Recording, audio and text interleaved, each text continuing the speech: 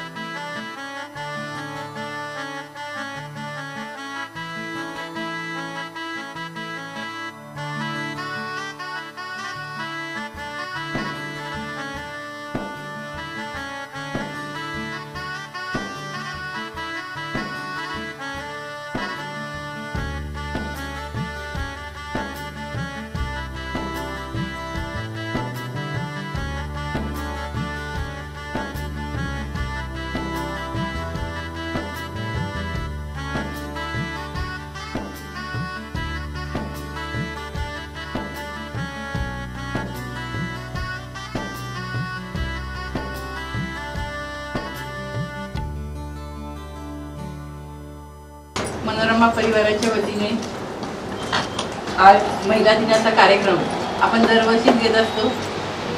मनोरमा परिवाराचे सर्व आमचे मार्गदर्शक माननीय श्रीकांतजी मोरे साहेब यांच्या मार्गदर्शनाखाली हा परिवार गेल्या 25 वर्षामध्ये अतिशय जोमाने वाटचाल करत आहे आणि मनोरमा सखी मंचची स्थापना आमच्या वहिनी शोभाताई मोरे यांनी स्वतः लीड घेऊन अतिशय हिरिरीने त्या प्रत्येक कार्यक्रम घेत असतात। महिलांसाठी अनेक कार्यक्रम त्या राबवत असतात आणि आम्ही सगळे त्यांना साथ देत असतो। मनोरमा परिवार हा आईच्या मायेने भरलेला परिवार आहे आणि त्यामुळं इथे येणाऱ्या प्रत्येक महिलेला एक मानाचं स्थान आहे आणि तुमच्याकडं आम्ही माता म्हणून पाहतो।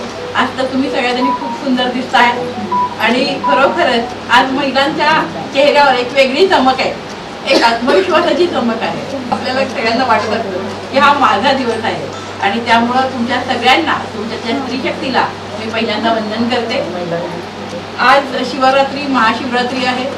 कैलास राणा शिवचंद्र मोळी फणींद्र माता मुठी जळाली कारुण्य सिंधू भौतकारी तुझवीन शंभो मदकोण तारी अशा या महादेवांना, देवाचा देव असणाऱ्या महादेवांना त्यांनाही मी नमन करते। आज आपण सगळेच पाहतोय की हे युग आहे, सगळ्या धकाधकीचं जीवन आहे प्रत्येकाचं आणि या सगळ्यांमध्ये आज महिला दिन म्हटलं तर आपण कुठेतरी विसावा आपल्या सगळ्या महिलांना, कारण आपण पूर्ण ताण तणावाचं आयुष्य जगत असतो आणि महिला दिन हा असा आहे की सगळ्यांना ताणतणाव मुक्त करतोय असं मला वाटतंय। तुम्हाला सगळ्यांना पण तसंच वाटत असेल, कारण आपण बघतो की महिला या शब्दाची व्याख्याच मी अशी करते, म्हणजे महान असलेली, ही म्हणजे हिंमतवादी आणि ला म्हणजे लाखाते अशी महिला आम्हाला निर्माण करायची आहे, अशी महिला आम्हाला तयार करायची आहे आणि प्रत्येक नारीमध्ये ती शक्ती आहे, त्या नारी शक्ती चेतवायचं काम आम्हाला करायचं आहे, ते पुल्लिंग आम्हाला चेतवायचं आहे आणि प्रत्येक नारीमध्ये जी आमच्या आपण घर सांभाळतो, आपण आपलं ऑफिस सांभाळतो, म्हणजे अनेक कामं आपण अगदी सहज लिहिल्या करत असतो, त्यासाठी आपल्याला फार असं कुणी सांगायची गरज लागत नाही आणि आपल्याला प्रत्येकीला म्हणजे आज आपण घर सांभाळता सांभाळता समाज कधी सांभाळायला लागलोय, आज आम्ही समाजात कधी वावरतोय, आज समाजामध्ये कितीतरी अनेक कार्य आपण छोटी मोठी करत असतो। तर हे सगळं करत असताना आज महिलांना मी एकच सांगेन की त्यांनी स्वतःचा आत्मविश्वास बाळगला पाहिजे की मी हे करू शकते। प्रत्येक गोष्ट आज आत्मविश्वास हा फार महत्वाचा आहे आणि प्रत्येक महिलेमध्ये आत्मविश्वास दिसला पाहिजे। आज कुठलीही गोष्ट असू दे, कोणतीही, आज आपल्या प्रत्येकीच्या जीवनामध्ये अनेक आपण संकटांना तोंड देतो, अडचणींना तोंड देतो, चांगले कार्य करतो, पण या सगळ्यामध्ये माझा आत्मविश्वास जर डळमळला तर मग मी उभं राहू शकणार। त्यामुळे प्रत्येक महिलेला आज महिला दिनाचा हा संदेश असेल की तुम्ही आत्मविश्वासाने लगा, निडरपणे लगा, तुमचं स्वत्व सांभाळून तुम्ही प्रत्येक गोष्ट करा जी तुम्हाला करायची आहे, प्रत्येक क्षेत्र पादाक्रांत करा, पण त्या सगळ्यामध्ये तुमचं आत्मबल, तुमचा आत्मविश्वास हा सतत वाढला पाहिजे, टिकला पाहिजे। हे जेव्हा महिला जाणवेल की बाबा मला माझं घर सांभाळलंय, आता ऑफिस सांभाळलंय, माझ्या समाजाकडे पण थोडंसं बघायला पाहिजे. कारण मला सांगा, आज आपण सगळ्या शहरामध्ये आहोत, आज आम्हाला सगळ्यांना महिला दिनाचं महत्त्व माहिती आहे, आम्ही महिला दिनासाठी एकत्र येतो. म्हणजे किती भगिनी अशा आहेत की ज्यांना महिला दिन माहीत पण नाही आहे, ज्या खुरपायला जातात, रात्री येऊन संध्याकाळी चूल पेटवायची पडलेली असते, घरात काय कमी जास्त बघायचं पडलेलं असतं. आणि अक्षरशः म्हणजे आज आमच्या आश्विनी कृषी पर्यटनला ज्या महिला येत आहेत, तर त्यांच्याशी जेव्हा मी बोलते अशा खुरपायला येणाऱ्या महिला वगैरे, तर मला त्यांच्या व्यथा ऐकल्यावर असं वाटतं की आपलं आयुष्य आणि त्यांचं आयुष्य किती फरक आहे, आणि ह्या काय आयुष्य जगतायत आणि आपल्याला जेव्हा काय आयुष्य दिले. तर अशा आपल्या महिलांसाठी, अशा भगिनीसाठी सुद्धा महिला दिन काही करता येईल का? तर या पद्धतीने आपण जातोय आणि मनोरमा परिवार सतत असाच विचार करतो की जो जे वांछिल तो ते लाभो. समाजातल्या शेवटच्या घटकापर्यंत आम्हाला काय करता येईल, समाजातल्या शेवटच्या घटकापर्यंत आम्हाला काय देता येईल, हा विचार करून हा परिवार उभा राहिलाय. आणि खरोखर श्रीकांतजी मोरे साहेब, शोभाताई मोरे या दोघांचंही कौतुक करावं तेवढं थोडं आहे. आज आम्ही सगळे संचालिका, आता शुभांगी ते आल्या, आमच्या मोहिते मॅडम आहेत, आमचा सगळा स्टाफ आहे, आम्ही सगळेजण पाहतो की ते दोघं रात्रंदिवस समाजाचा विचार करत असतात, काय करता येईल महिलांसाठी विचार करतात. आपल्या जेवढे आमचे कर्जदार आहेत त्यांना कसं त्या संकटातून मुक्त करता येईल याच्या विचारापासून ते करतात. म्हणजे महिलांच्या हाताला काम देणं, महिलांना छोटे छोटे उद्योग उभा करून देणं, त्या सगळ्या गोष्टी मनोरमा परिवार करते. आणि गेली 20-25 वर्ष आम्ही सतत हे काम करतोय. पण हे काम करत असताना नवीन नवीन महिला जोडल्या जाणं, नवीन नवीन सदस्य जोडले जाणं, यामध्ये आम्हाला जास्तीत जास्त आनंद वाटेल.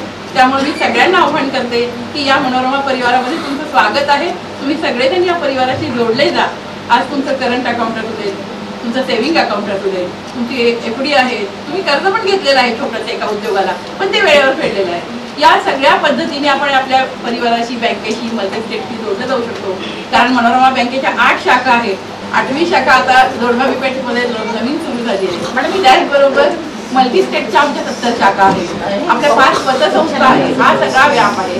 आणि हे सगळं सांभाळत असताना आपण समाजाची सुद्धा तेवढीच सेवा करतोय.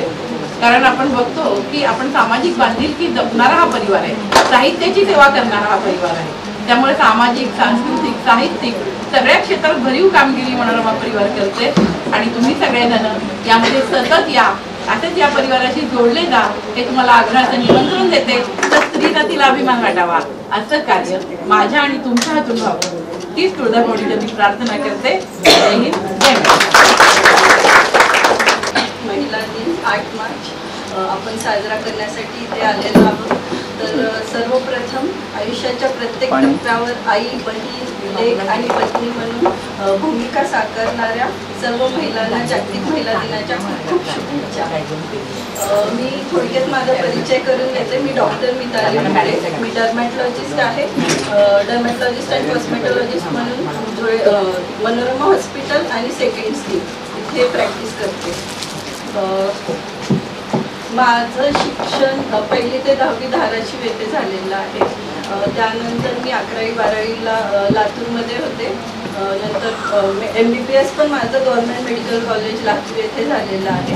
आणि त्यानंतर मी सोलापूरमध्ये पोस्ट ग्रॅज्युएशन डर्मॅटमध्ये केलेलं आहे. आणि पुण्यामध्ये मी कॉस्मेटिक आणि लेझरचा कोर्स करून आलेले आहे.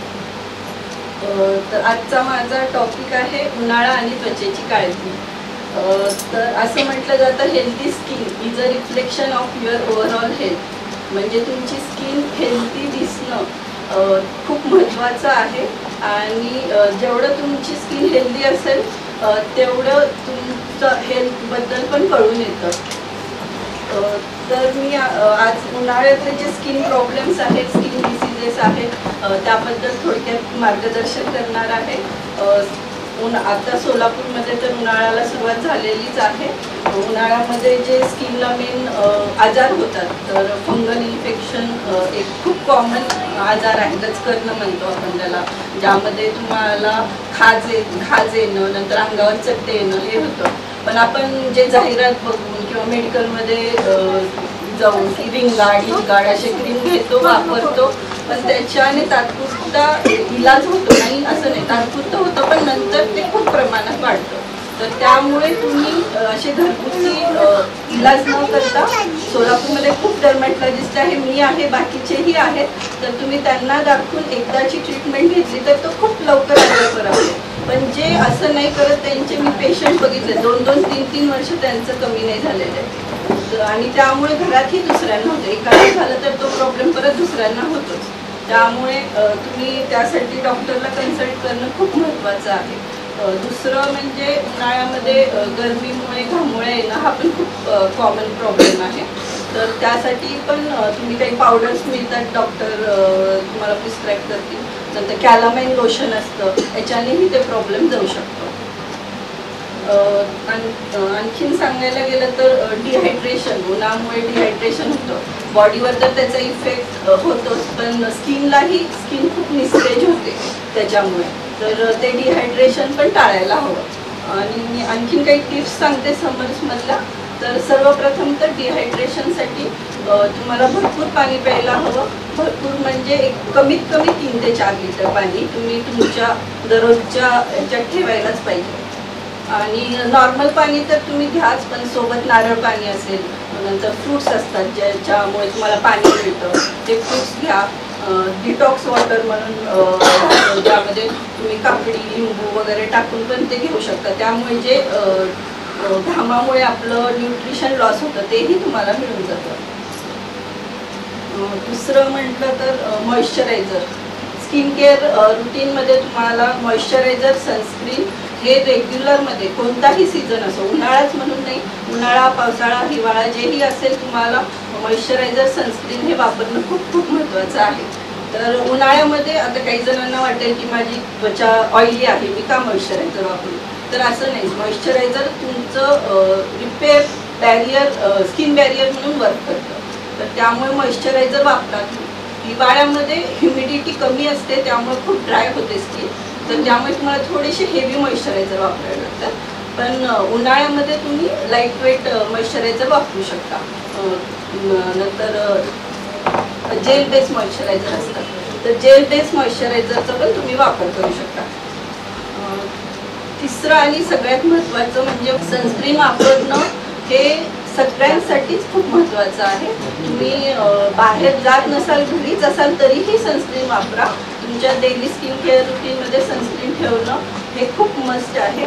म्हणजे तुम्ही बाकी काही विसरा चालेल, पण सनस्क्रीन लावणं नाही विसरायचं. सनस्क्रीन हे ठेवायचंच. आणि सनस्क्रीनमुळे काही जणांना घाम येतो, ऑइली होते स्किन असं वाटतं, पण असं काही नाही आहे. तुम्ही डॉक्टरकडे गेला तर तुमच्या स्किनप्रमाणे, ज्यांची स्किन ड्राय आहे त्यांच्यासाठी वेगळी सनस्क्रीन आहे, ज्यांची स्किन ऑइली आहे त्यांच्यासाठी वेगळी सनस्क्रीन आहे.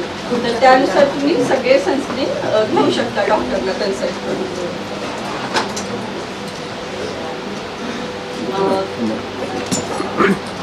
दुसरं म्हणजे उन्हाळ्यामध्ये जरी तुम्ही सनस्क्रीन वापरलं, हे वापरलं तरी तुम्ही फुल कपडे, सनकोट असतात, सनकोट वापरायलाच हवा.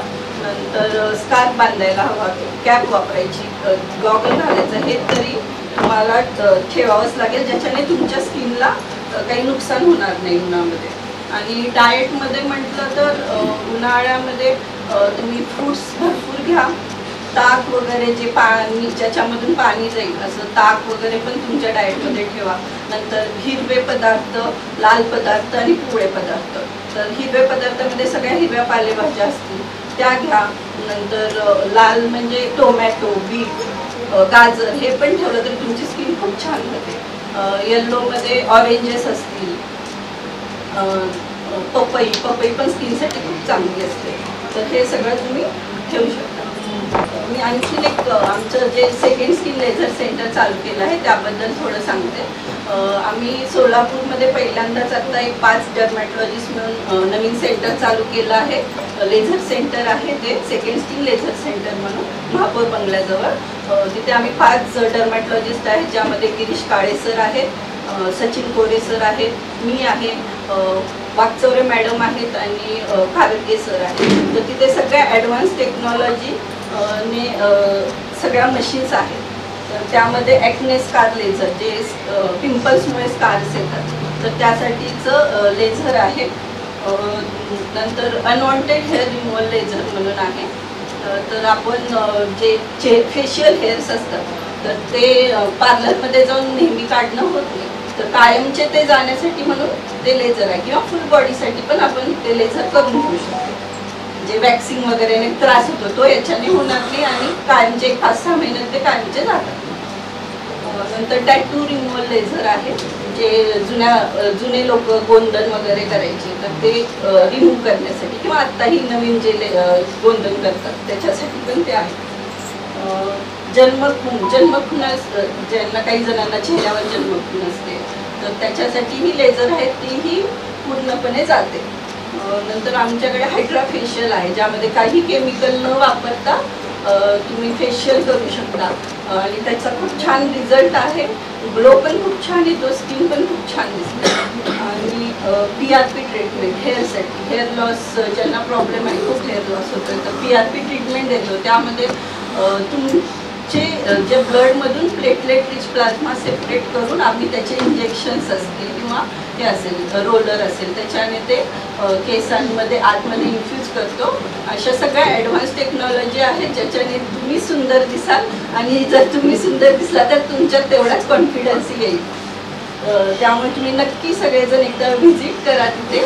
माझा नंबर घेऊन मला कधीही बोलला तरी मी तुम्हाला सांगेलच, तर नक्की या. आज महिला दिन, त्यामुळे एक 4 ओळी आज वाचण्यात आलेल्या मी बोलते. ती आहे म्हणून सारे विश्व आहे, ती आहे म्हणून सारे घर आहे, ती आहे म्हणून सुंदर नाती आहेत आणि केवळ ती आहे म्हणून नात्यांमध्ये प्रेम आहे.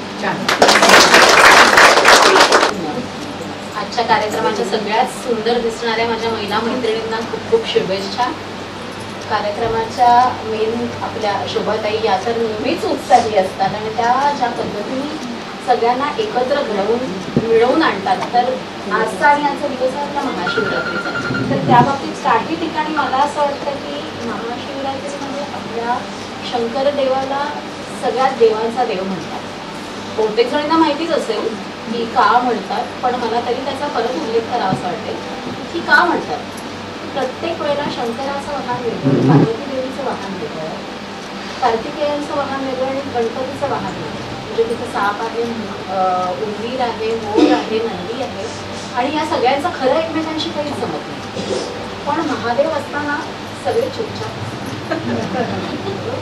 तर अशा वेगवेगळ्या भिन्न स्वभावाच्या मुलींना एकत्र घेऊन येण्याचं काम शोभताई आणि इतकं निखालसपणे की मी कधीही असं त्यांना त्या येतात माझ्याशी खूप वेळा गप्पा मारतो आम्ही, मल्टीस्टेटचं हे काम करायचंय किंवा आम्हाला टार्गेट्स इतके अचीव्ह करायचे, पण कधीही त्यांच्याकडनं असं ऐकलं नाही की माझ्या स्टाफचा हा प्रॉब्लेम आहे किंवा माझ्या स्टाफने त्रास दिला. कधीही नाही, कधीच नाही. So that is the credit of her की म्हणजे खूप शिकण्यासारखं असतं. आणि वरचेवर मी त्यांना परवा सुद्धा म्हणाले, मी मध्ये गयाला जाऊन आले, मी इथे तिथे झाले, मी दमले, पण त्या इतके कार्यक्रम त्या आणि सर हे नेहमी इतक्या वेळा करतात की ते दमत कसे नाही ह्याचं मला खरं आश्चर्य वाटतं. सो आजच्या महाशिवरात्रीच्या शुभेच्छा ताईंचं मला असं वाटतं की कंपॅरिझन हा महादेवाशीच आहे आणि अस्मिता ताईंचं सुद्धा बोलणं खूप म्हणजे त्या तर मैदानी तोफच आहेत हे माहितीच आहे, पण कितीतरी सुद्धा त्या मृदू आहेत की त्यांचा जो विचार आहे की आमच्याकडच्या महिलांना काम मिळालं पाहिजे, त्यांचे प्रॉब्लेम्स काय आणि त्या म्हटल्या ते मला अगदी खूप पटलं की त्या म्हणाल्या की खूप जणांना आज महिला दिन असतो हेच माहिती नाही. मगाशी सुद्धा मी कार्यक्रमासाठी तयार होताना साडी नेसली तर माझी मेळ आली होती डॉक्टर पांढरे म्हणाली ती म्हणाली दीदी की आज त्योहार आहे. साडी नेसला चांगली म्हणजे तिला वाटला त्योहार आहे, तिला माहितीच नाही की वुमन्स डे आहे. म्हणजे ही एक ट्रॅजेडी सुद्धा आहे की आपल्या भारतात खूप जणांना ही माहितीच नाही आहे, वाचन नाही, शिक्षण नाही आणि that's why they don't have that privilege. आणि मग असं वाटतं की आपण किती सुखासीन आहोत की आपल्याला या सगळ्या गोष्टींचा उपभोग घ्यायला मिळतो. आता when it comes to investment तर मला थोडंसं मी खूप वेळा मॅडमनी आग्रह केल्यावर बऱ्याच वेळा बोललेले आहे इन्व्हेस्टमेंट्सच्या संदर्भात, पण मला काही गोष्टी अशाही सांगाव्याशा वाटतील की मला थोडंसं आज उलटं बोलायचं आहे की इथे बराचसा स्टाफ पण आहे मला वाटतं मनोरमाचा, पण किती वुमन्स आर ॲक्च्युली वर्किंग? सगळ्याच वर्किंग. ओके, सगळ्याच वर्किंग आहेत. म्हणजे असं काही काही वेळेला होतं की इतर वेळी आपण मोठ्या हॉल्समध्ये पण सेशन घेतो तर नॉन वर्किंग, तर सगळ्याच वर्किंग आहेत. पण तुम्हाला येणाऱ्या पैशाचं नियोजन आपण स्वतः करतो. तर की एक आपण इंडिपेंडन्स डे साजरा करतो की भारताला स्वातंत्र्य मिळालं, पण मला मिळालेलं नाही का? आज तुम्ही कमवते आहात तर तुम्ही इंडिपेंडंट आहात, पण तुमच्या पूर्ण फायनान्शियल पैशांचं प्लॅनिंग तुम्ही करता आहात का? ज्या करता आहेत त्यांचं खूप छान आणि कौतुक आहे. सुरजाताईंबरोबरचा मला एक नक्कीच उल्लेखनीय गोष्ट सांगायला आवडेल की त्यांच्याशी माझी काही चर्चा झाली आणि त्याच्या हॉस्पिटलसाठी त्या काही जागा बघत होत्या.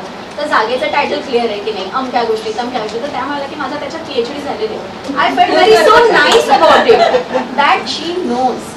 कारण अगेन पुन्हा घरात मॅडम आहेत, सर आहेत, तर मग जाऊ ते बघतील. असं पण काही वेळा आपल्याकडे एक सवय असतं की ते बघतायत ना, मग मी कशाला त्या सगळ्या खोलांमध्ये जाऊ, मी माझ्या गोष्टीकडे फोकस राहू. पण तरी सुद्धा मी फक्त कमावणं म्हणजे मी इंडिपेंडंट झाले असा अर्थ होत नाही. इंडिपेंडन्स इज व्हॉट की मी जे पैसे कमावते तुम्ही सगळ्या एकत्र, म्हणजे मी कमवते म्हणून माझे वेगळे ठेवायचे असा कुठेही त्याचा हेतू नाहीये. पण तो पैसा कसा येतोय, तो कसा जातोय, किंवा माझे पतीही कमवतात किंवा आमच्या घरातले काही मेंबर्स कमवतात, पैसा कसा येतोय आणि तो कसा जातोय ह्याच्याबद्दल मला काय माहिती आहे हे माहिती असणं खूप जागरूक असणं गरजेचं आहे. कारण परवाच माझी एक अत्यंत फायनान्शियली वेल सेटल्ड मैत्रीण आहे, तिचे मिस्टर वयाच्या 47व्या वर्षी गेले आणि पैसा आहे म्हणजे करोड मध्ये आहे, पण तिला बॅलन्स शीटच माहिती नाही, ऍक्च्युअल बॅलन्स शीट काय मिस्टरांची. आणि मग तो किती शॉक आहे की तुम्हाला फायनान्शियल ट्रान्झॅक्शन्सच माहिती नाहीये. त्याच्यानंतर मी तिला हेल्प करायचा प्रयत्न करते माझ्या परीने. पण एकतर तो पहिला इमोशनल तुमचा लॉस आहे की तुमचा नवरा गेलेला आहे आणि त्याच्या आधी तुमचा कसलाच संवादच नाही एकमेकांशी. संवाद नाही म्हणजे फायनान्शियल गोष्टींवरचा, इतर तुमचा संवाद असेल, पण या गोष्टी सुद्धा खूप जागरूक होणं आणि असणं फार गरजेचं आहे की आपला आलेला पैसा कसा आहे आणि कसा जातो आहे. तर again I am a chartered accountant, तर फायनान्शियल लिटरसी जेवढी मला परत सांगता येईल ती सांगायचा मी प्रयत्न केलाच पाहिजे. त्यामुळे अगेन मी आज इथे आहे. तर मला काही गोष्टींमध्ये असं सांगावं असं वाटेल की हे बरेच प्रॉडक्ट्स आहेत जे मॅडम तुम्हाला वरचेवर सांगत असतील की RD आहे किंवा FD आहे किंवा गोल्ड आहे किंवा रिअल इस्टेट आहे. तर ह्या सगळ्या गोष्टींमध्ये आपण काय प्रमाणात पैसा गुंतवतोय, तुमच्या ह्याच्यातला येणारा सुद्धा पैसा आपण काही डिनॉमिनेशनमध्ये त्याच्यात टाकतो आहोत का, हे सगळं आपल्याला माहिती पाहिजे. एखादा आणि सॅलरी वुमनचा एक प्रॉब्लेम असतो की त्यांची बॅलन्स शीटच बनते, बहुतेक वेळा त्यांची बॅलन्स शीट असते. त्यामुळे आपला आलेला पैसा आपण वर्षानुवर्ष कुठे घातलेला आहे ह्याची सुद्धा त्यांना जाणीवच नसते. तर प्रत्येकाने माझे एवढे पैसे, मग माझे आज अच्छा सोन्यात माझे इतके पैसे अडकलेत का, ओके अडकलेत किंवा आहेत इन्व्हेस्ट केलेले आहेत का, तर ते आहेत का, माझ्या एवढीच किती आहेत, मी रिअल इस्टेटमध्ये. किती जणींना माहिती असेल की त्यांचं घर जे आहे ते स्वतःचं आहे का नाही आहे, त्याच्यासाठी काढलेलं होम लोन आहे, माझ्या मिस्टरने काढलेला आहे तर आहे का नाही, ते काढलं असेल तर त्याचा इन्व्हेस्टमेंटचा येतो काय म्हणतात तो नाही EMI तुम्ही भरला, EMI भरला जातो तर तो कितीचा आहे, तो किती वर्षांसाठीचा होम लोन काढलेला आहे, माझं घर आहे ते किती स्क्वेअर फूटचं आहे, त्याचा आजचा चालणारा कमर्शियल रेट आहे, कोणाला माहिती आहे. That's great. But how many of them are there in presence of these many? So आपल्याला खूप प्रश्न पडतात ना, तिची साडी ही पवारकडे जाऊ. पण जर रुचा मॅडमना माहिती की त्यांचं घर किती स्क्वेअर फूटचं आहे किंवा अमुकमध्ये आहे, मग त्यांना माहिती, मग मला का नाही. हा कॉम्प्लेक्स मला काय आहे हा आपल्याला वाटतं. पण मग तिने SIP केली होती का, किंवा तिने FDs केल्या होत्या, किंवा तिची RD 500ची मग माझी 1000ची का नाही. Jealousy, why not in that and in the right spirit? Jealousy असावी, पण that should be always in the right spirit. You should never think की तिचं पण चांगलं हो, माझं पण चांगलं. हा येणारा पैसा आपल्याला जो पगारात किंवा कुठल्याही पद्धती म्हणतात, तर आता मला वाटतं 8वं वेतन आयोग पण येणार आहे. यार जे गव्हर्नमेंटमध्ये they are very lucky people की त्यांना इतका छान पैसा मिळणार आहे. पण आपल्या बाकीच्यांच्या सॅलरीज त्या तेवढ्या प्रमाणे वाढतात का. मग आपण आपल्या ठेवलेल्या इन्व्हेस्टमेंट्स मध्ये जरा त्याचा नीट विचार करतो का, की का करून आपल्याला रिशफल करावे लागतात. आपण जसं बागेत सुद्धा थोडी मशागत करतो, काही झाडं नीट चांगली चालत नाही मग दुसरी लावतो, काही टिकतात काही रुजतात काही नाही रुजत. तर ह्या गोष्टींचा आपल्या इन्व्हेस्टमेंटची पण परत रिशफलिंग करावं लागतं, त्यांना शेकिंग करावं लागतं. आणि हे जर तुम्ही केलात तर that would be a good thing असं मला वाटतं. बाई शिकली म्हणून शहाणी झाली नाही, ती शहाणीच होती आधीपासून, आजही आहे. उंबरठ्याच्या आत गुलाम असली तरी सलामाची मानकरी होती ती, आजही आहे. ओझी वाढती तिच्या पाठीवरची तरीही वाकली नव्हती ती, आजही नाही. ती माऊली होती, सावली होती, आजही आहे, पण भावली कधीच नव्हती, आजही नाही. ती होती कणा, नसून मीपणा, ती होती जिद्द, सांभाळून हद्द, आजही आहे. ती नुसती अय्या बय्या नव्हे, छय्या पिया नव्हे, नुसती शय्या तर नव्हेच नव्हे, ती मनाचा हिया होती आणि आहे. ती पणती, तीच तेल, वाद ज्योत, तीच तेज प्रकाश, जळणारी आणि उजळणारीही, तेव्हा आणि आताही. मार्ग खडतर, आयुष्य दुस्तर, मात्र ती कणखर, सुख कणभर, दुःख मणभर, तरी ती घरभर आभाळ अशी. आता ती उत्क्रांत, नाना क्षेत्रे पादाक्रांत, खांद्याला खांदा, पावलासोबत पाऊल, उज्ज्वल उद्याची चाहूल. जागतिक महिला दिनानिमित्त हार्दिक शुभेच्छा. मी डॉक्टर रुचा मोरे पाटील, मनोरमा परिवाराची लेख अशी मला जास्त चांगली ओळख करून द्यायला आवडेल, कारण तो माझा अभिमान आहे. आणि हक्क आहे ऑब्विसली. सर्व मंगल मांगल्ये शिवे सर्वार्थ साधिके शरण्ये त्र्यंबके गौरी नारायणी नमोस्तुते. एक स्त्री या सगळ्या भूमिकामध्ये निभावते, आई, लेक, मुलगी, बहीण, आणि त्यासोबत ती कष्टही करते, खूप काम करते, खूप कष्टाने ती जॉब करते, पैसे कमवते. पण या सगळ्यामध्ये ती कुणाला विसरते तर ती स्वतःला. ती स्वतःकडे लक्ष देते. घरातल्यांसाठी आम्ही सगळे काम करतो, मुलाला आम्ही पळत पळत हॉस्पिटलला घेऊन जातो, पण स्वतःचं काय? स्वतःला कधी आपण बघितलंय? एक महिला जर सक्षम असेल तर तिचा परिवार हा ती समृद्ध करू शकते. त्यासाठी त्या प्रत्येक स्त्रीने फिजिकली, सोशली आणि मेंटली आणि फायनान्शियली कसं स्ट्रॉंग त्या मॅमनी सांगितलं, पण फिजिकली, सोशली आणि मेंटली याचा आपण विचार करायलाच पाहिजे. फिजिकली दिसणं कसं असावं हे तर मिताली मॅडमने सांगितलं, पण त्यासोबत आपण स्वतःची हेल्थ ही सुद्धा मेंटेन करणं गरजेचं आहे. आता मी हेल्थमध्ये 4 ह्याच्यात डिवाइड करते. पहिला ग्रुप आपण घेऊयात अडोलसेंट, म्हणजे ज्या मुली असतात सुरुवातीला आपल्यामध्ये जे पाळीचं प्रमाण उशिरा यायचं ते सध्याला लवकर येते. त्यावेळेस त्या मुलींमध्ये एवढे हार्मोनल चेंजेस होत असतात, त्यांनाही ते कळत नसतात आणि घरच्यांनाही कळत नसतं. ही आज जराशी विचित्रच वागतीये. का वागतीये? तिला काहीतरी टेन्शन येते, मनात चेंजेस होत आहेत, तिला कुणीतरी ते समजून सांगायला पाहिजे. त्यावेळेस चिडचिड न करता, हो तुझं बरोबर आहे, मी तुझ्यासोबत आहे, कारण तुम्ही कुठेतरी त्या फेजमध्ये सगळ्याजणी केलेलं आहे. त्यांना त्या मायेची प्रेमाची गरज आहे हे तुम्ही समजून घ्यायला पाहिजे आणि त्यांना तसं अंडरस्टँडिंग द्यायला पाहिजे. त्याच्यासोबत पिरियड्स, तर पिरियड्समध्ये काय काय चेंजेस होतात हे तुम्हाला आधी लक्षात यायला पाहिजे.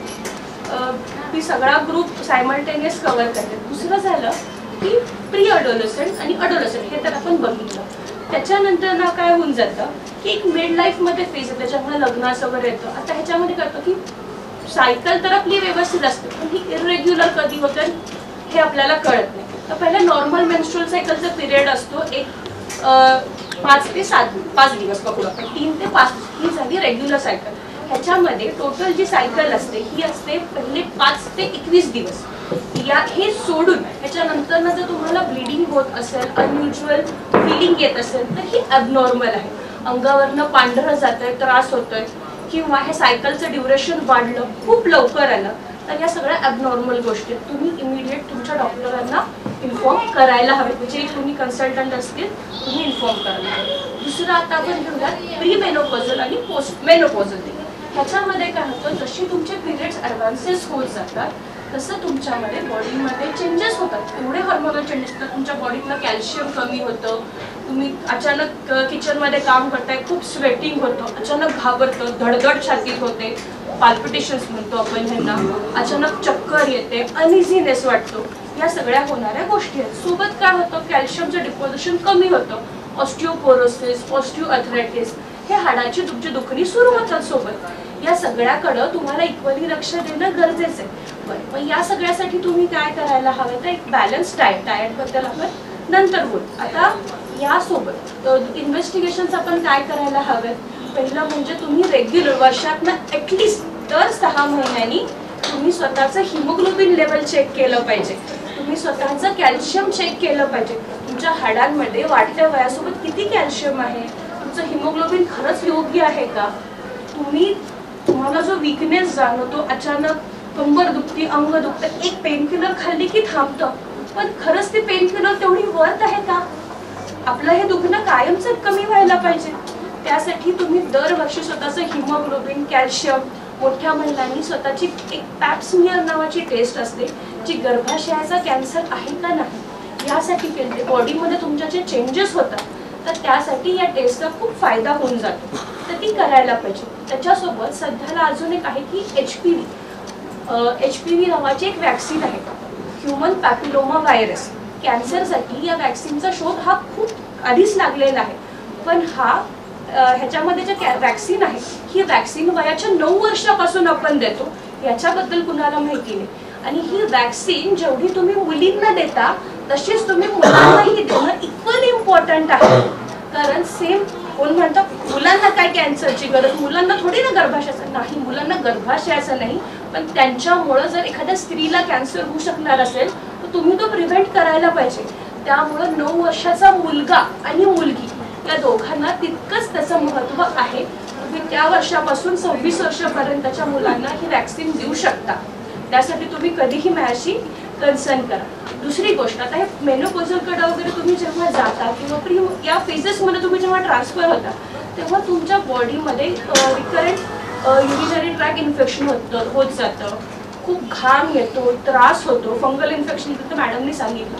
या सगळ्याला तुम्ही इमिडिएट लक्ष द्यायला पाहिजे. तुम्ही ते ठीक आहे आज होत आहे उद्या बघू असं नाही, तुम्ही त्या वेळेस डॉक्टरांकडे जाऊन या सगळ्याच्या तपासण्या वेळच्या वेळी करायला पाहिजे. मेन्स्ट्रुअल हायजीन हे सगळं मेंटेन करायला पाहिजे. PCOS, PCOD या ज्या गोष्टी आहेत या वाढत्या वयामध्ये आता कायम होत चालल्यात मुलांमध्ये मुलींमध्ये. याच्यासाठी काय करू शकतो आपण, यासाठी आपण बॅलन्स डाएट करू शकतो, डाएट मॉडिफिकेशन करू शकतो. तुम्ही एक ब्रिस्क वॉकिंग करा, योगा करा, मेडिटेशन करा. खूप जास्त वेळ, अर्धा एक तास गरज नाही, पण कंटिन्युटीमध्ये तुम्ही जर 10 ते 15 मिनिटं जरी स्वतःला वेळ दिला तरी सुद्धा हे सगळं तुम्ही छान अचीव करू शकता. ठीक आहे. हे सोडून तुम्ही दर महिन्याला स्वतःसाठी काय करू शकता याचा विचार करा. जसं मॅमने सांगितलं सेविंग करा, मितालीने सांगितलं तुम्ही स्किनची ट्रीटमेंट काहीही करा, स्वतःसाठी वेळ द्या. बरं, हे झालं आपलं फिजिकली आणि सोशल. तर सोशली दुसरं मी सांगेन एक छोट्याशा कवितेमध्ये सांगा. जसं आपण स्वतःला वेळ देतो तसं आपण स्वतःसाठी खूप प्रेम केलं. जर मी स्वतःवरती प्रेम केलं तर मी दुसऱ्यांवरती 100% प्रेम करेन. मग त्यासाठी आपण आधी स्वतःचा सन्मान करायला पाहिजे. जिजाऊच्या लेकी आम्ही हाती तलवारीची धार, जिजाऊच्या लेकी आम्ही हाती तलवारीची धार, लढून या करू आम्ही स्वतःचा सन्मान, लढून या करू आम्ही स्वतःचा सन्मान. जिद्द, शक्ती, बुद्धी आणि युक्ती, जिद्द, शक्ती, बुद्धी आणि युक्ती आणि नाती आहे आमचा स्वाभिमान, लढून या करू आम्ही स्वतःचा सन्मान. जिजाऊच्या लेकी आम्ही हाती तलवारीची धार.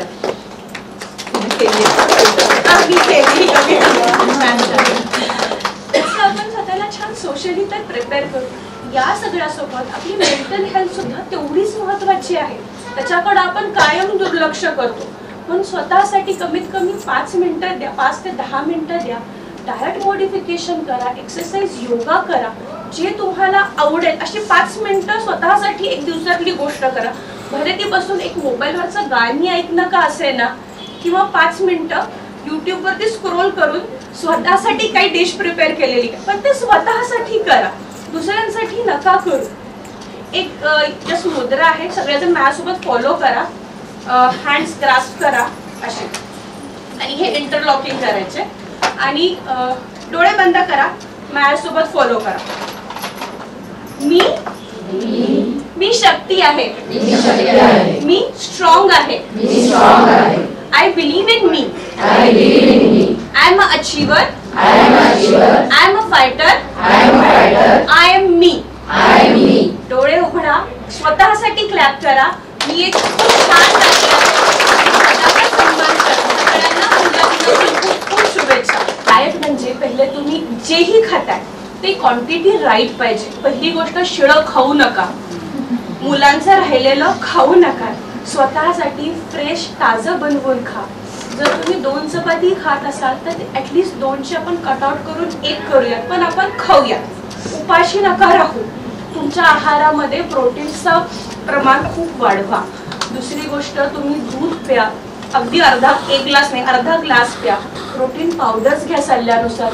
त्याच्यानंतर ड्रायफ्रुट्सचं प्रमाण वाढवा, काजू, बदाम, वॉलनट्स या सगळ्यामध्ये जेवढं कॅल्शियम, फॉस्फरस असतं तेवढंच मॅग्नेशियम असतं, जे हाडांच्या ग्रोथसाठी चांगलं असतं. हे ॲटलिस्ट 2-2 जरी तुम्ही पाण्यात भिजवून खाल्ले तरी चालतं. रोज या सगळ्याचा इंटेक राहू द्या. पालेभाज्या खा, रोज रोज चपाती भाजी खाऊ नका, डेफिनेटली म्हणणार नाही मीच खात नाही, पण तुम्ही ॲटलिस्ट पालक पराठा खाऊ शकता, पालक मेथी पराठा खाऊ शकता. मेथीची भाजी नाही पण मेथी पराठा मी नक्की. तुम्ही सुगरणी आहात, तुम्ही तुमच्या डिशेस बनवा. तुम्ही आलू टिक्की बनवून खाता तशी मूग टिक्की सुद्धा बनवून खाऊ शकता. म्हणजे तुमच्या आहारामध्ये डाळ जाईल, नकळत प्रोटीन जाईल. एक तरी डाळ राहू द्या आहारामध्ये. प्रथम सगळ्यांना महिला दिनाच्या शुभेच्छा. बऱ्याचशा महिला नोकरी करतात, त्यामुळे श्रीकांत गोरेंची एक 4 ओळीची कविता सुरुवातीला सांगते. कारण प्रत्येकीच्या मनामध्ये तीच भावना असते. स्त्रीची शालीनता शिलात असते, घराबाहेर पडली तरी मन घरात असते. आता तुम्ही इथं जरी बसला तरी 4-6च्या चहाचं डोक्यामध्ये असते. गॅसवर ते पातेलं ठेवलंय का, त्याला चहा द्यायचा आहे का, हे डोक्यात असतं. स्त्रीची शालीनता शिलात असते, घराबाहेर पडली तरी मन घरात असते. कितीही सोसाटाचा वारा झोंबला तरी पदराचं शीट नाव किनाऱ्याला सुखरूप पोचवतं. प्रत्येक स्त्रीमध्ये एक हा म्हणजे आपण म्हणतो की आतूनच आलेला हा गुणधर्म आहे. आणि तिला प्रत्येकीला असं वाटत असतं की आपण खूप उंच शिखरं गाठावीत, आणि ती गाठत असताना समाज तिला मागं मागं ओढत असतो. आणि हे ओढत असताना मला असं नेहमी वाटतं की मनोरमा हे माझ्या सासूबाईंचं नाव आहे, एका आईचं नाव आहे. आणि आईची ऊर्जा काय करू शकते, तर 2000 कोटीचा आम्ही आज मनोरमा परिवाराच्या माध्यमातून टप्पा गाठलेला आहे. आम्ही नेहमी असं म्हणत असतो की बाबा मनोरमा परिवारात या, असं नेहमी म्हटलं जातं. तर हे कशासाठी आहे, तर मनोरमा परिवारामध्ये 9 मे 1997ला मनोरमा बँकेची स्थापना झाली. पहिल्या दिवशी आपल्या ठेवी 1 कोटीच्या होत्या. आज जवळजवळ त्या ठेवी व्यवसाय जवळजवळ 980 कोटीपर्यंत गेलाय. मल्टीस्टेटचा पण व्यवसाय हा म्हणजे जवळजवळ 2000 कोटीकडे पतसंस्था मिळून ही वाटचाल झालेली आहे. हे सगळं आहे तर तुमच्या सगळ्यांच्या सहकार्यानं, आमच्या सगळ्यांच्या स्टाफमध्ये असलेल्या आत्मविश्वासाने आम्ही हे करू शकतो. मला असं वाटतं की महिला दिनाच्या निमित्तानं प्रत्येक महिलेनं असं म्हटलं पाहिजे की मी जे काही करते ते मी माझ्या आनंदासाठी करते, आणि माझा आनंद, माझ्या संस्थेचा आनंद वाढवण्यासाठी, ती संस्था यशस्वी करण्यासाठी आम्ही सगळ्याजणी प्रयत्न करतो. आणि म्हणूनच मला असं वाटतं की मनोरमाचा हा वटवृक्ष हा मोठा होत आहे. तर आजच्या कार्यक्रमाला आवर्जून उपस्थित असणाऱ्या कार्याध्यक्ष माननीय स्मिताताई गायकवाड, CA अश्विनीताई जोशी यांचं आता आपण जे ऐकलं मनोगत की माझ्याकडे पैसे खूप आहेत पण ते मी कसे ठेवावे हे खूप महत्त्वाचं आहे. त्याचबरोबर सुंदर मी होणार हे प्रत्येकचं स्वप्न. आपण रंगरूप बदलू शकत नाही, पण मी कसं राहू शकते, माझी पर्सनॅलिटी मी कशी डेव्हलप करू शकते, त्यासाठी मला काय करावं लागेल, हा विचार खूप महत्त्वाचा आहे. नाही तर जाऊ देत, कशाला आवरू मी, कशाला केस विंचरू, कशाला पावडर लावू, असं नाहीये. जेव्हा आपण आतून फ्रेश असतो, आपला चेहरा फ्रेश असतो, समोरच्या व्यक्तीला आपल्याकडे बघून छान प्रसन्न वाटतं, तेव्हा तोही आपल्याशी तितक्याच चांगल्या पद्धतीनं बोलू शकतो. म्हणून मी सुंदर होणार हे प्रत्येक निश्चित ब्रीदवाक्य असलं पाहिजे, आणि त्यासाठी प्रत्येकीनं 100% प्रयत्न केले पाहिजेत. Madam doctor Mitali madam skin specialist आहेत, त्यांनी पण तुम्हाला खूप छोट्या टिप्स दिलेल्या आहेत. उन्हाळा आहे, तहान लागते, पण उठून पाणी प्यायचं म्हटलं तर कंटाळा येतो, मग आपण पित नाही. मग त्यापेक्षा शेजारी तांब्या भांड ठेवा, पाण्याची बाटली ठेवा, पण दिवसातून कमीत कमी 1-4 लिटर तरी पाणी तुम्ही पिणं आवश्यक आहे. बऱ्याच वेळा आपण टाळतो, अगदी वॉशरूमला जाणं सुद्धा टाळतो, पण ते वॉशरूमला जाणं सुद्धा टाळलं नाही पाहिजे, कारण त्याचा इफेक्ट पुढे तुमच्या किडनीवर होत असतो. म्हणजे ही छोटी गोष्ट आहे.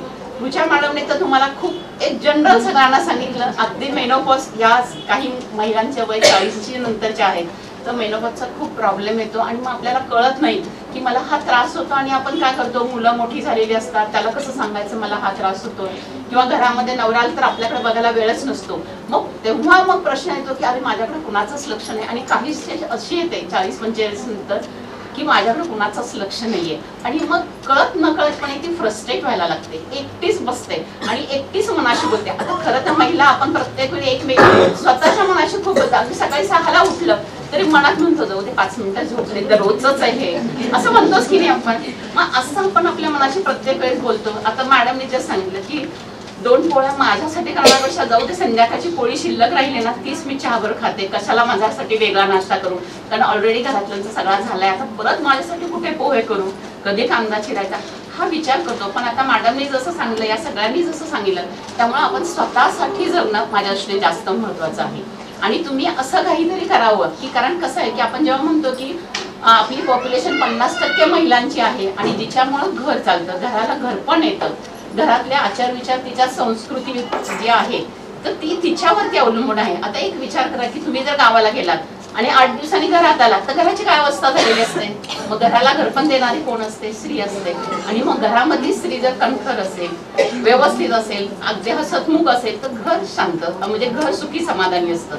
म्हणून घरामधल्या प्रत्येक स्त्रीला सन्मान हा दिला पाहिजे. आपण तिच्याशी आपण प्रेमानं बोललं पाहिजे. मग ते नातं आमचं सासू सुनेचं असेल, मुलीचं असेल किंवा आम्ही मैत्रिणी असतो. मग तुम्हाला रिलॅक्सेशनसाठी बऱ्याच वेळा असं होतं की सासू सुनेचं असेल तर सासू म्हणजे वाईटच आहे, सून माझी अशीच आहे. ह्या तक्रारी सांगण्यापेक्षा माझी सून कशी चांगली आहे, की किती छान वांग्याची भाजी करते, भरलेलं वांग माझ्या सुनेच्या हातचं खा.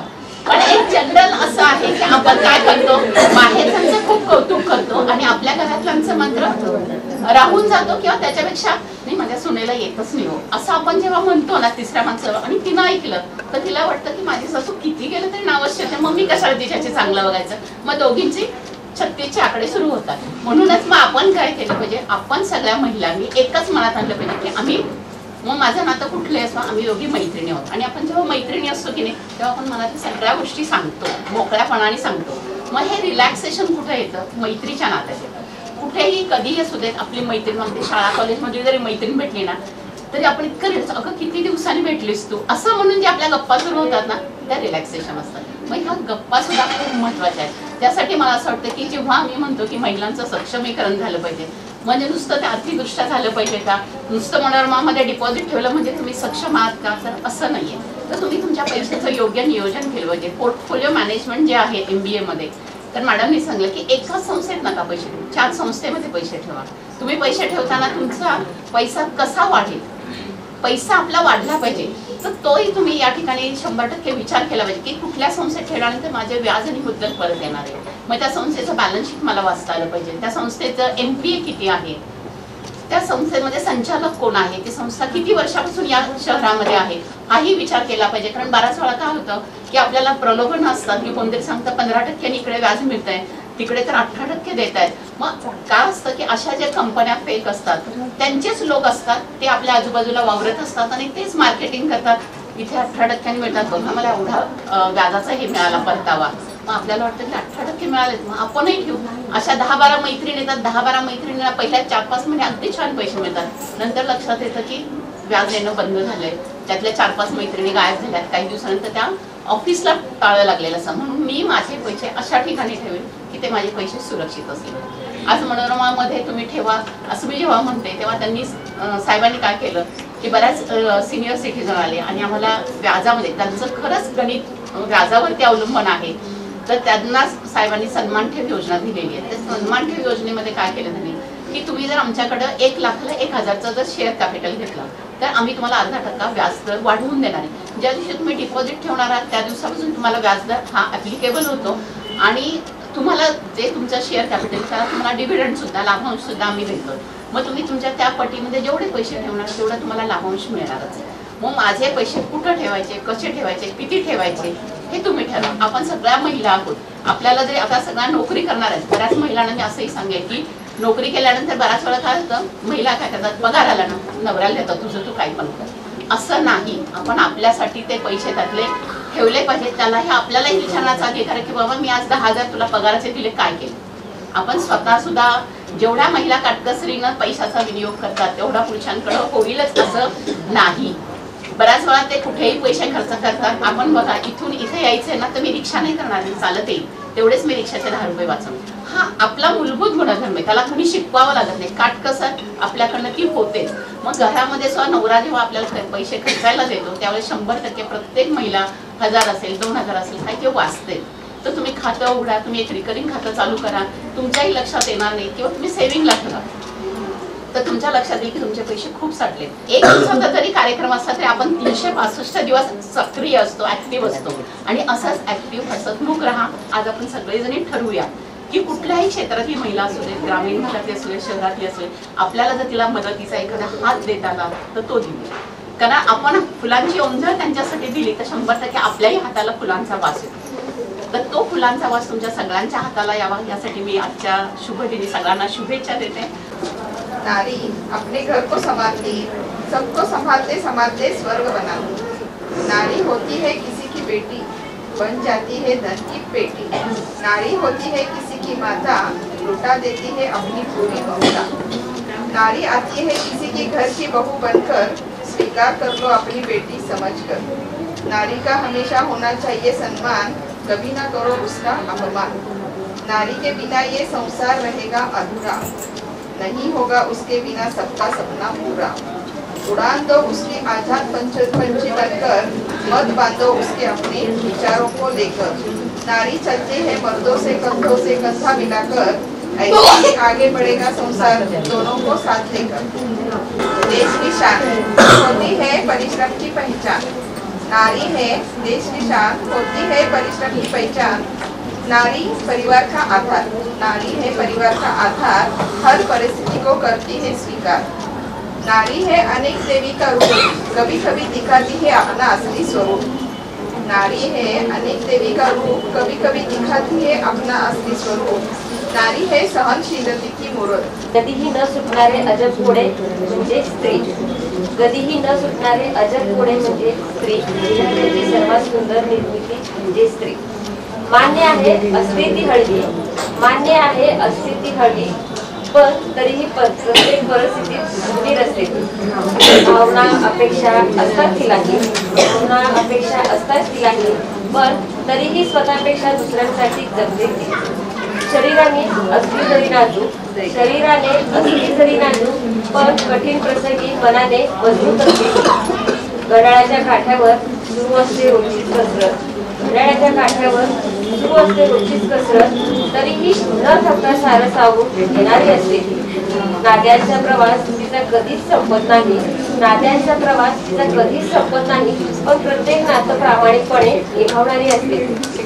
हसरे दिसते अंगण तिच्याच अस्तित्वाने, चार भिंतींना घरपण देणारी असते। हीच आमुची प्रार्थना, हेच आमुचे मागणे। माणसाने माणसाशी माणसा समवागणे, हीच आमुची प्रार्थना। धर्म जाती प्रांत भाषा द्वेष सारे संपू दे, एक निष्ठा एक आशा एक रंगी रंगू दे। अन पुन्हा पसरवू मनावर शुद्धतेचे चांदणे। माणसाने माणसाशी माणसा समवागणे, हीच आमुची प्रार्थना।